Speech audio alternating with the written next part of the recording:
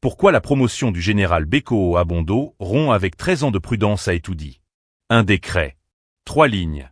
Et pourtant, à Yaoundé, plus personne ne parle d'autre chose. Le 3 août dernier, un nom que peu de Camerounais connaissaient jusque-là s'est retrouvé au centre de toutes les conversations feutrées du sérail. Raymond Jean-Charles Bekoo Abondo. Commandant de la garde présidentielle depuis 13 ans, il vient d'être élevé au grade de général de brigade, tout en conservant son commandement. Un geste protocolaire, en apparence. Sauf que dans l'histoire de cette unité, cela ne s'était jamais produit. Pas une fois. Pas en 41 ans. Mais ce n'est pas tout. Ce décret a été signé depuis Genève, où le président Paul Biya séjourne depuis près de 2 mois, loin des caméras et des cérémonies officielles. Une coïncidence de calendrier? Une décision mûrement réfléchie? Ou le signe que quelque chose, au sommet de l'État camerounais, est en train de bouger en silence? La question reste posée. Et elle mérite qu'on prenne le temps d'y regarder de près. Partie 1. Ce que l'on sait, ce qui est vérifiable. Commençons par les faits. Rien que les faits. Le décret présidentiel numéro 2026/265, signé le 3 août 2026, officialise la promotion du colonel Bekoo Abondo au grade de général de brigade. Ce texte s'inscrit dans un mouvement plus large. Au total, 5 colonels accèdent ce jour-là au généralat. Aux côtés de Bekoo Abondo figure Elundou Mesma Magloire Aristide, issu de la gendarmerie nationale, ainsi que Nchankou Mbouombo Njindamoumar, Epingom Wilson et Mesui Ndo Ili Romance, tous 4 de l'armée de terre. Un mouvement classique, en somme, dans le fonctionnement habituel des forces de défense camerounaises. Rien d'alarmant à première vue. Sauf que dans le même train de décret se glisse une décision beaucoup plus singulière. Bekoo Abondo n'est pas seulement promu, il est reconduit, en tant que général, cette fois, à la tête de la garde présidentielle. Et c'est là que l'histoire devient intéressante. La garde présidentielle, créée en 1985, est l'unité d'élite chargée de la protection rapprochée du chef de l'État camerounais. Depuis sa création, elle a connu 3 commandants avant Bekoo Abondo, Titus Egobo, de 1985 à 1999, Jean-Paul Mango, de 2001 à 2011, puis Raymond Thomas, de 2011 à 2013. Tous 3 ont exercé leurs fonctions avec le grade de colonel. Jamais un général n'avait été placé, en tant que tel, à la tête de cette unité. Bekoo Abondo, en poste depuis janvier 2013, devient donc le premier de l'histoire de la garde présidentielle à porter l'étoile tout en conservant ce commandement. Un détail qui, selon Jeune Afrique, ne doit rien au hasard. Le média rappelle que Paul Biya avait, semble-t-il, pris soin depuis 2013 de maintenir une forme de distance entre les grades élevés et sa propre sécurité immédiate. D'autres officiers, moins exposés médiatiquement, avaient entre-temps accédé au généralat dans des unités jugées moins stratégiques, pendant que l'homme chargé de sa protection rapprochée restait, lui, au grade de colonel. Une doctrine de prudence, en quelque sorte, respectée sans interruption pendant 13 ans. Et voilà qu'elle vole en éclats. En un seul décret. Qui est cet homme dont le nom occupe aujourd'hui les colonnes de la presse politique? Un parcours plutôt discret, disent ceux qui l'ont côtoyé. En février 2024, il supervisait déjà la formation d'une unité d'élite de 700 hommes destinés à renforcer les effectifs de la garde. Plus récemment, en juin 2026, il présidait encore la cérémonie d'ouverture d'un camp de vacances sportifs organisé à Yaoundé pour les familles de la garde présidentielle. Rien, dans ce parcours, qui ressemble à celui d'un homme de l'ombre en quête de pouvoir. C'est peut-être précisément ce qui rend sa promotion si commentée. Elle ne semble pas correspondre à un profil ambitieux, mais à un profil de confiance. Mais un mini-détail change la donne. Ce décret a été signé à distance. Depuis la Suisse. Alors que le président camerounais n'a pas été aperçu publiquement au pays depuis son départ pour l'Europe, en juin. Une absence prolongée qui, à elle seule, alimente déjà les spéculations bien avant même que ce décret ne soit signé. Partie 2. Les tensions que personne ne nomme ouvertement. Difficile de parler de ce décret sans évoquer le climat dans lequel il s'inscrit. Un climat que plusieurs médias, dont Jeune Afrique, qualifient de guerre de succession feutrée à l'intérieur même du palais d'Etoudi. D'un côté, des figures institutionnelles bien connues, au premier rang desquelles Ferdinand Ngo, secrétaire général de la présidence, considéré par plusieurs observateurs comme l'un des hommes les plus puissants du dispositif actuel. De l'autre, différents clans et réseaux d'influence dont les contours exacts restent, eux, beaucoup plus difficiles à cerner de l'extérieur. Nous n'affirmerons pas ici qui appartient à quel camp, ni quelles seraient les intentions réelles de chacun. Ce serait prêter à des individus des intentions que nous ne pouvons pas vérifier. Mais le simple fait que cette hypothèse de rivalités internes soit évoquée, année après année, par plusieurs médias sérieux, suffit à justifier qu'on s'y attarde. Car dans ce contexte, chaque nomination touchant à la sécurité immédiate du président prend une signification qui dépasse le cadre strictement militaire. Jeune Afrique le souligne. Avec cette promotion, Paul Biya dispose désormais de 4 généraux directement rattachés à son dispositif de protection. Emmanuel Amougou, à la tête de l'état-major particulier du président. Ivo de Sancio d'Anho, qui dirige la direction de la sécurité présidentielle. Joseph Fouda, conseiller spécial. Et désormais Bekoo Abondo, à la tête de la garde présidentielle elle-même. Un verrouillage sécuritaire, disent certains analystes. Une simple mise à niveau protocolaire, répondent d'autres voix, plus mesurées. Et pourtant, un autre élément mérite d'être posé sur la table, avec la même prudence. Le général René-Claude Meka, figure centrale de l'armée camerounaise, serait absent de ses fonctions depuis le premier trimestre de l'année 2026, pour des raisons de santé évoquées par plusieurs sources de presse. Une absence qui, elle aussi, laisse un vide, et qui invite à s'interroger sur la manière dont ce vide est, ou n'est pas, en train d'être comblé. Alors, faut-il y voir un simple réajustement administratif, comme il en existe régulièrement dans toute armée du monde, ou l'indice d'une recomposition plus profonde des équilibres de pouvoir, à un moment où l'incertitude autour de la santé et de la localisation du chef de l'État atteint un niveau rarement observé? Plusieurs médias, dont Coassi et Cameroun Online, notent que ces décrets interviennent alors que le président n'a plus été vu publiquement depuis des semaines. Aucun de ces médias n'affirme que cette absence est liée à un problème de santé précis. Mais tous soulignent qu'elle nourrit, presque mécaniquement, les interrogations. Ce n'est pas tout. Un troisième décret, signé le même jour, redistribue également d'autres postes de commandement au sein du ministère de la Défense, notamment la reconduction d'un général de division de 73 ans à un poste clé.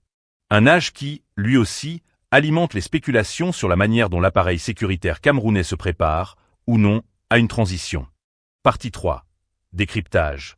Que peut-on raisonnablement en déduire? Alors, prenons un peu de recul. Parce qu'au Cameroun, un décret peut tenir sur une page, mais les questions qu'il provoque peuvent remplir tout un débat télévisé. Ce que l'on sait, c'est simple. Un officier longtemps maintenu au grade de colonel accède désormais au généralat. Et cette évolution intervient après plusieurs années passées dans une fonction particulièrement sensible au sein de la sécurité présidentielle. Voilà le fait. Mais derrière ce fait, plusieurs questions apparaissent. Pourquoi maintenant? Est-ce simplement une reconnaissance professionnelle après des années de service? Est-ce une décision destinée à renforcer la chaîne de commandement? Ou certains responsables ont-ils estimé qu'il était temps de donner davantage de poids à un officier considéré comme important pour le dispositif présidentiel? Pour le moment, impossible de trancher. Et c'est précisément là que les réseaux sociaux camerounais commencent leur travail. Un décret est publié à Yaoundé, et quelques minutes plus tard, quelqu'un est déjà en train d'expliquer que le décret-là, il faut lire entre les lignes. Un autre répond « Attendez seulement, vous allez comprendre ». Et le troisième arrive avec son fameux « J'ai une source très proche du sérail ». La source en question, souvent, on ne saura jamais qui c'est.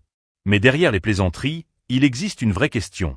Dans un contexte politique aussi sensible, peut-on considérer cette promotion comme une simple évolution administrative? Oui, c'est possible. Mais peut-on également l'analyser comme un élément potentiellement stratégique? Oui, c'est également possible. Ce sont justement ces deux possibilités qu'il faut garder ouvertes. Le poids du grade. Passer de colonel à général n'est pas simplement changer une appellation sur une épaulette. Le généralat représente un niveau supérieur dans la hiérarchie militaire et peut modifier la perception de l'autorité d'un officier. Mais attention, devenir général ne signifie pas automatiquement devenir un acteur politique. Il faut éviter cette confusion. Un militaire peut être très haut placé dans la hiérarchie sans pour autant avoir une ambition politique. Cependant, lorsqu'il exerce parallèlement des responsabilités liées à la protection du chef de l'État, son parcours intéresse forcément les observateurs.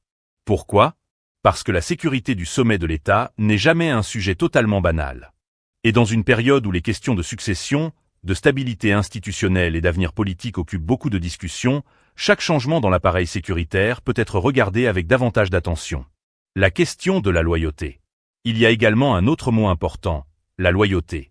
Dans un dispositif présidentiel, la confiance entre le chef de l'État et ceux qui assurent sa sécurité est évidemment essentielle.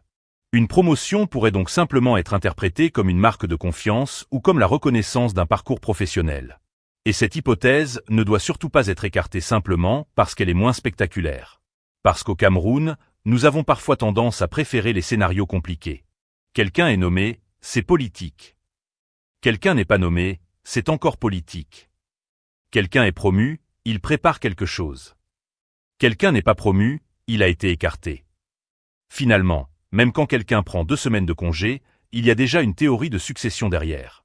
Mais un média sérieux doit savoir faire la différence entre un fait, une interprétation et une spéculation.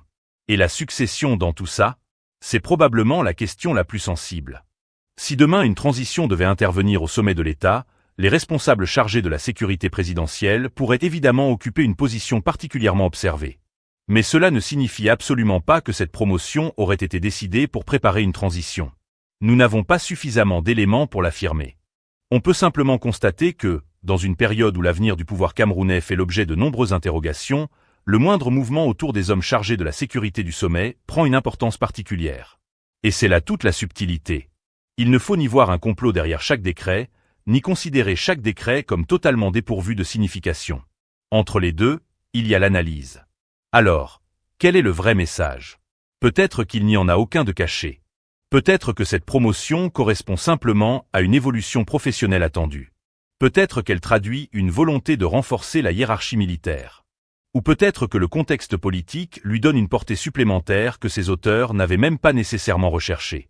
Pour l'instant, nous ne pouvons pas aller plus loin que les faits. Et c'est justement cela qui rend cette affaire intéressante. Parce qu'au Cameroun, parfois, le plus important n'est pas ce que dit le décret. C'est ce que tout le monde commence à se demander après sa publication. Et une question reste donc sur la table. Un colonel devenu général à la tête d'un dispositif aussi stratégique représente-t-il simplement une promotion professionnelle? Ou pourrait-il, dans le contexte actuel, devenir un nouvel élément dans l'équation du pouvoir? Pour l'instant, la réponse appartient encore à l'avenir. Et comme on dit chez nous, le poisson qui est dans l'eau ne sait pas encore qui est en train de préparer la marmite. Partie 4. Ce que cette histoire dit du système. Maintenant, sortons un instant du décret lui-même. Parce que si nous restons uniquement sur la promotion de cet officier, nous risquons de passer à côté du véritable sujet. Le plus intéressant, finalement, n'est peut-être pas seulement qui a été promu, à quel grade et à quelle date.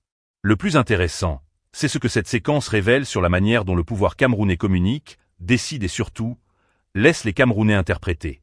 Parce qu'au Cameroun, il existe une forme particulière de communication politique. On ne vous explique pas toujours. On vous annonce. Et ensuite, débrouillez-vous avec l'annonce. Un décret arrive. Quelques lignes. Une signature. Un nom. Une fonction. Et c'est terminé. Pas de grande conférence de presse pour expliquer le pourquoi du comment. Pas nécessairement de porte-parole qui vient pendant une heure dire « Mes chers compatriotes, voici la logique profonde de cette décision ». Non. Le décret est là. À vous de faire le puzzle. Et c'est précisément cette culture du décret qui rend certaines décisions administratives beaucoup plus politiques dans leur perception qu'elles ne le seraient ailleurs. Le décret qui parle à la place du discours. Imaginez un instant la scène. Quelque part, un décret est signé. Le document circule. Les rédactions le récupèrent. Les journalistes commencent à vérifier. Les internautes commencent à commenter. Les analystes commencent à comparer avec les anciennes nominations. Et très rapidement, une simple décision administrative devient un sujet national. Pourquoi? Parce que dans un environnement où la parole officielle est parfois relativement limitée, le moindre document officiel prend une importance considérable. Au Cameroun, le décret n'est donc pas seulement un instrument administratif.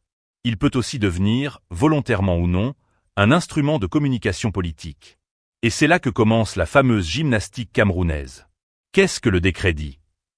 Puis, qu'est-ce qu'il ne dit pas? Puis, pourquoi cette personne? Puis, pourquoi maintenant? Puis, pourquoi depuis l'étranger? Puis finalement, mes frères, il faut attendre la deuxième partie du décret. Alors qu'il n'y a même pas de deuxième partie. Mais voilà comment fonctionne la machine à interprétation. Au Cameroun, le silence aussi a une voix. Il faut le reconnaître, le silence politique peut être extrêmement puissant. Lorsqu'un responsable parle beaucoup, il donne des informations. Lorsqu'il parle peu, les autres parlent à sa place. Et lorsque le sommet de l'État reste relativement silencieux sur certains sujets, l'espace médiatique se remplit naturellement. Les journalistes cherchent des indices. Les analystes comparent les dates. Les réseaux sociaux construisent leurs propres hypothèses. Et les citoyens essaient de comprendre ce qui se passe. C'est humain. Mais cela crée aussi un phénomène particulier. Plus l'information officielle est rare, plus chaque fragment d'information prend de la valeur. Un décret qui aurait pu être lu rapidement devient alors un objet de décryptage. Et parfois, franchement, le Camerounais devient détective sans même avoir demandé le concours. Quelqu'un publie un décret à 18h. À 18h05. Regardez bien la date. À 18h10. Pourquoi cette date précisément? À 18h20. Pourquoi cette personne précisément? À 18h30. Ça confirme ce que je vous disais depuis 3 mois. Et à 19h, quelqu'un est déjà en train de faire une vidéo de 40 minutes avec le titre. Voici ce que le pouvoir ne veut pas que vous sachiez.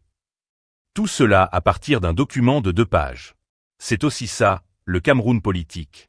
Le symbolisme est devenu une langue. Dans un système politique où les grandes décisions sont parfois peu commentées publiquement, les symboles prennent énormément de place. Une nomination peut devenir un symbole. Une absence peut devenir un symbole. Une présence peut devenir un symbole. Une promotion peut devenir un symbole. Même le choix d'une personne pour occuper une fonction peut être interprété comme un message adressé à l'ensemble du système. Attention cependant, interpréter un symbole ne signifie pas connaître avec certitude l'intention de celui qui l'a produit. C'est une distinction essentielle. Si un officier est promu, nous pouvons constater la promotion. Nous pouvons étudier son parcours. Nous pouvons regarder son environnement institutionnel. Nous pouvons comparer cette décision avec les pratiques antérieures. Mais nous ne pouvons pas automatiquement dire « Voilà exactement pourquoi il a été promu ». Parce que nous n'avons pas accès aux intentions privées des décideurs. Et le journalisme sérieux doit savoir s'arrêter avant cette frontière. Le Cameroun, un pays où les dates parlent. Il y a aussi quelque chose de très camerounais dans cette histoire, l'importance accordée aux dates. Quand un événement intervient, on ne regarde pas seulement l'événement. On regarde ce qui s'est passé avant. Et surtout ce qui pourrait arriver après. Un décret aujourd'hui, on ressort celui d'il y a 10 ans.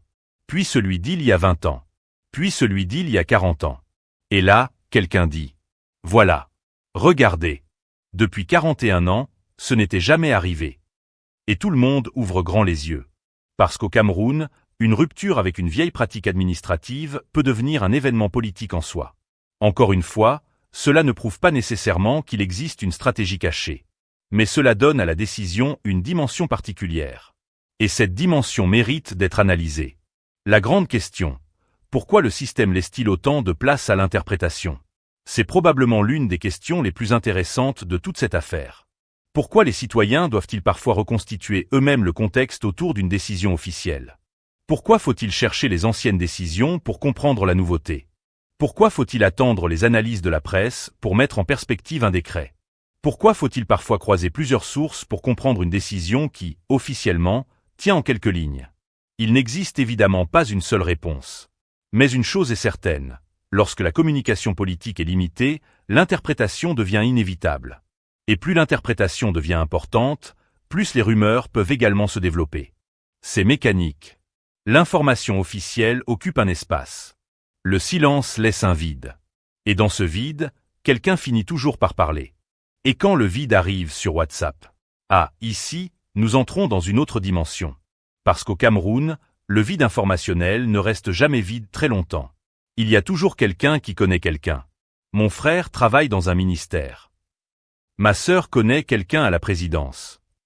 Un ami militaire m'a dit que. Et cette phrase-là, on m'a dit que, a probablement été l'une des principales sources de géopolitique camerounaise depuis l'invention du téléphone. Le problème, c'est que toutes ces informations ne se valent pas. Certaines peuvent être exactes. D'autres peuvent être incomplètes. D'autres encore peuvent être totalement fausses. Et lorsque plusieurs personnes répètent la même chose, cela peut donner l'impression qu'une information est confirmée alors qu'elle ne repose, au départ, que sur une seule rumeur. Voilà pourquoi il faut revenir aux sources. Le décret existe, on le vérifie. Le grade existe, on le vérifie. La chronologie existe, on la vérifie. Mais l'intention cachée, là, il faut être beaucoup plus prudent. Gouverner par les actes plutôt que par les explications, cette affaire pose donc une question plus large sur la gouvernance. Est-ce qu'au Cameroun, le pouvoir communique davantage par les décisions elles-mêmes que par leur explication? On pourrait presque parler d'une forme de gouvernance par signaux. Une nomination ici, une promotion là, un décret ailleurs, un déplacement, une audience, une absence, une cérémonie.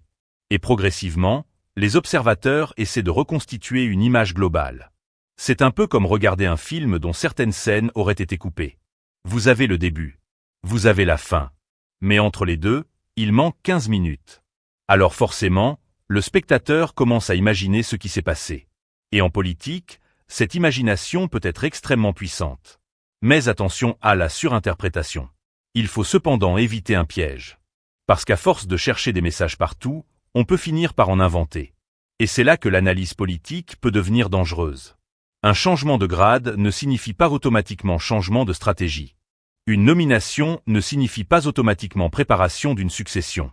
Une absence ne signifie pas automatiquement crise institutionnelle. Un silence ne signifie pas automatiquement désaccord.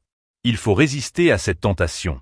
Parce que la politique est déjà suffisamment complexe, sans que nous lui ajoutions des scénarios fabriqués de toutes pièces.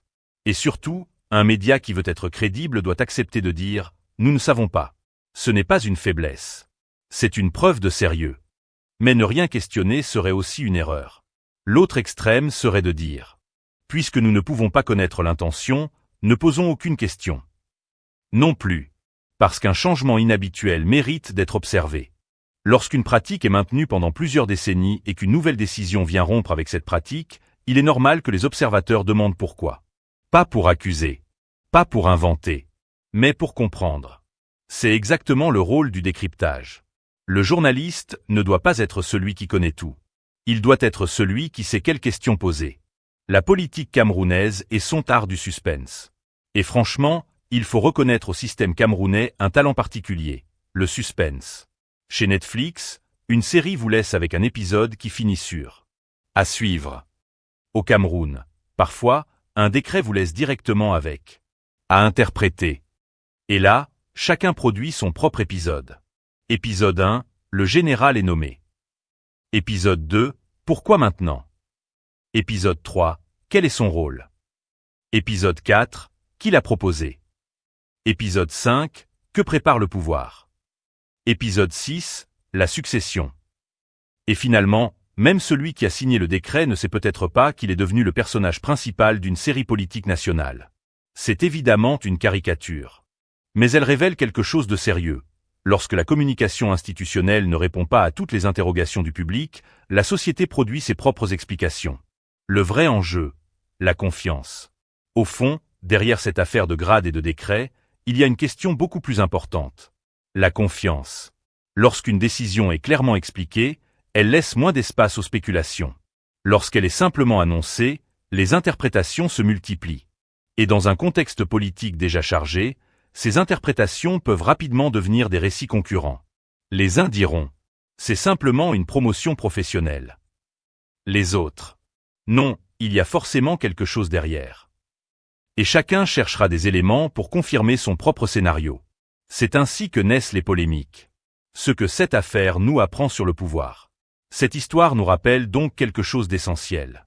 Au sommet de l'État, les symboles comptent. Une promotion peut être administrative et néanmoins avoir une portée politique dans la perception du public. Une décision peut être parfaitement normale et néanmoins devenir un sujet de débat à cause du contexte. Et une absence d'explication peut transformer une décision banale en énigme nationale. Cela ne veut pas dire que le système fonctionne mal. Cela signifie simplement que la manière dont une décision est communiquée influence énormément la manière dont elle est comprise. Et c'est là que cette histoire dépasse largement le cas de cet officier. Conclusion, un simple décret ou un signal. Alors, résumons. Nous avons un officier longtemps maintenu au grade de colonel qui accède désormais au généralat. Nous avons une rupture avec une pratique ancienne. Nous avons une fonction particulièrement sensible au cœur du dispositif sécuritaire présidentiel. Nous avons un contexte politique marqué par de nombreuses interrogations autour du sommet de l'État. Et nous avons, surtout, une question qui reste sans réponse définitive. Pourquoi maintenant? Est-ce simplement l'aboutissement d'une carrière? Est-ce une reconnaissance professionnelle après de longues années de service? Est-ce une volonté de renforcer la chaîne de commandement? Ou certains observateurs ont-ils raison de penser que cette promotion pourrait prendre une dimension plus stratégique dans le contexte actuel? Pour le moment, impossible de l'affirmer. Et Kamenius ne va pas vous vendre une certitude là où nous n'avons qu'une hypothèse. Parce que nous pouvons analyser. Nous pouvons comparer. Nous pouvons questionner. Mais nous ne pouvons pas inventer. Et c'est justement là que se trouve toute la différence entre décryptage et spéculation. Mais une chose reste intéressante. Au Cameroun, lorsqu'une décision inhabituelle intervient au sommet de l'État, elle ne reste jamais longtemps une simple décision administrative. Elle devient rapidement un sujet de discussion. Elle devient un symbole.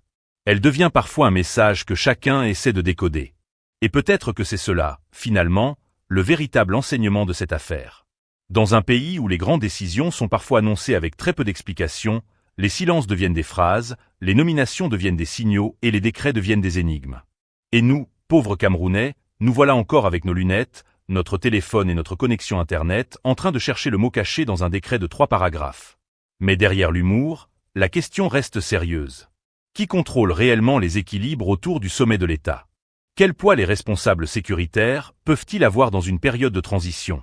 Et surtout, cette promotion marque-t-elle simplement l'évolution normale d'une carrière militaire, ou faudra-t-il, dans les prochains mois, la regarder comme la première pièce d'une histoire beaucoup plus grande? Pour l'instant, nous ne tranchons pas. Nous observons. Nous vérifions. Nous attendons les prochains éléments. Parce qu'en politique camerounaise, comme on dit souvent, quand tu vois seulement le début du film, ne commence pas encore à raconter la fin. Alors, vous, comment interprétez-vous cette promotion? Pour vous, est-ce une reconnaissance professionnelle parfaitement normale? Ou pensez-vous que le contexte actuel lui donne une portée stratégique particulière? Dites-nous votre avis en commentaire. Et surtout, si vous aimez ce type de décryptage, abonnez-vous à Camé News, activez la notification et partagez cette vidéo autour de vous.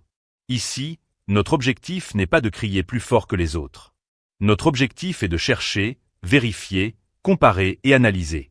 Parce qu'au milieu des rumeurs, des interprétations et des « on m'a dit que », il reste une chose dont nous avons besoin plus que jamais. Les faits. Et à Etoudi, comme ailleurs, nous continuerons à regarder les faits, sans fermer les yeux, mais sans inventer ce que nous ne savons pas.